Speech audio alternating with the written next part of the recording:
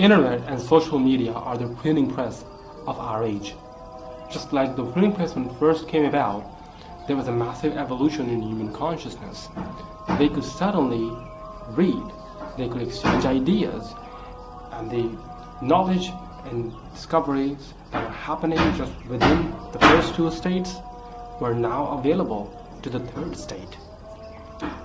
As people became more literate, more philosophically advanced, it was then possible for philosophers to reach more people, leading them to understand that the churches have brainwashed them, that the kings have not been chosen by some sovereign God to rule over them, that the kings do not have any divinely ordained right or mandate to make laws or to create a societal structure where they can't own land or they can't own capital, and they must serve the first two states.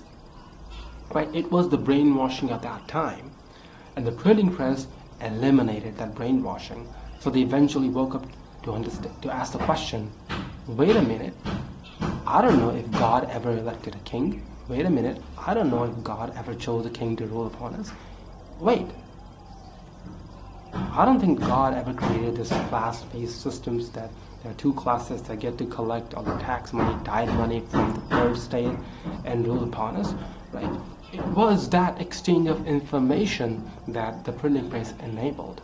Now, in our age, the problem was, even though we had the printing press, in our age, or let's just say the times afterward, it was very tightly controlled.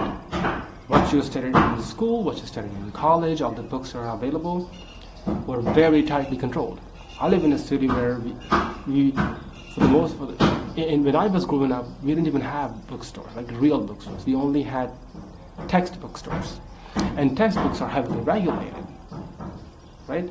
So for a long time in modern history, before the internet, education was controlled by the top, right, by the system, and they only taught people what they wanted people to learn. But we now finally have a generation of people that are communicating on YouTube, communicating on social media, and now you can burn all the books. It does not matter, because the tools of communication allow them to teach one another. It's just like what was happening when the printing press first came about and people started meeting in coffee shops and they were exchanging their ideas, they were writing them down, and people became more literate enough to understand and copy things and translate text from other cultures. It's the same thing that is happening today. You can burn all the books, it does not matter, but you cannot stop people from sending text messages to one another over Telegram, WhatsApp, and a million other applications. This is the next revolution, and people now waking up, and there is nothing that governments can do to stop this waking up. The media is basically the church of our time. It does the brainwashing business, but people are waking up. In the times of Corona, people were sending messages to one, telling them there is nothing going on here. They're talking about it's like in New York. I was watching this guy who went there and took pictures, and there's no queue of people who were dying in this hospital in New York, right? Because somebody took a picture, videos, and uploaded them on YouTube, and YouTube was vigorously deleting them.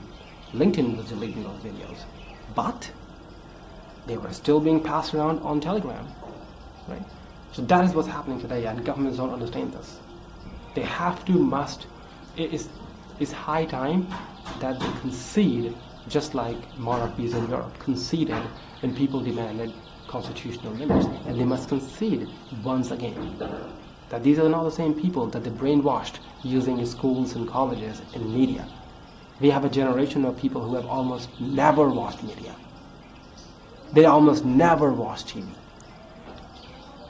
because they grew up watching Instagram videos. You have a generation of people who never took school seriously because schools were so dumb and they got so disenfranchised at school. It's high time that governments understand this, so the next revolution is here. It's not revolution, but like the next political awakening, where people once again ask, wait a minute, the government is not the supreme authority, the individual is sovereign. Wait a minute, the media is lying to us. Wait a minute, the Constitution is not about the land. How come are we free then? Wait a minute, The Constitution, we drafted the Constitution, which means we can create the Constitution, we can recreate it, we can annul it. We are the masters of our own fate. This is what it means to be free.